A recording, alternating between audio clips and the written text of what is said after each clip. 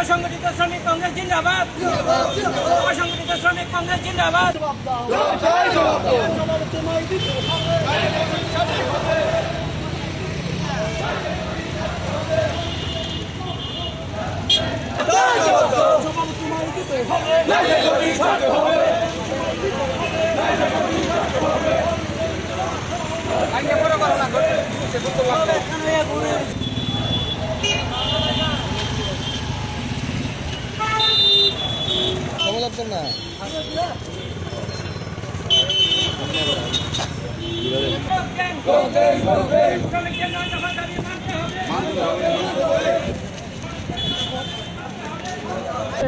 শ্রমিক সংগঠন, আমি শান্তনু পাল, চেয়ারম্যান।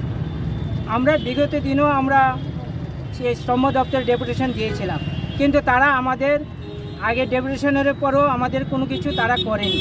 আজকে আমরা ডেপুটেশন দিচ্ছি আবার, এবং আমরা এই ডেপুটেশনের মাধ্যমে ধর্ণা দেওয়ারও ওদেরকে প্রতি যাব। কারণ হয়েছে দিনে দিনে শ্রমিকদের অবস্থা খুব খারাপ হচ্ছে, ওরা কোনো কিছু পাচ্ছে না।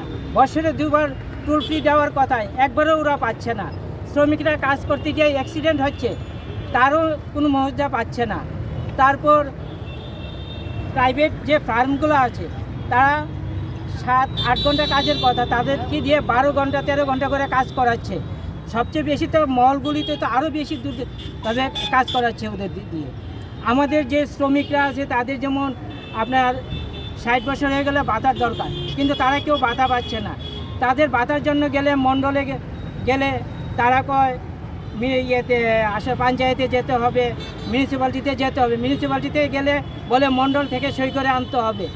তারপরে তারা না মিউনিসিপ্যালিটিতে গিয়ে পাচ্ছে, না মণ্ডল থেকে তাদের সই করাচ্ছে। তারা কোনো কিছু পাচ্ছে না, তারা সব কিছুতেই তারা বঞ্চিত।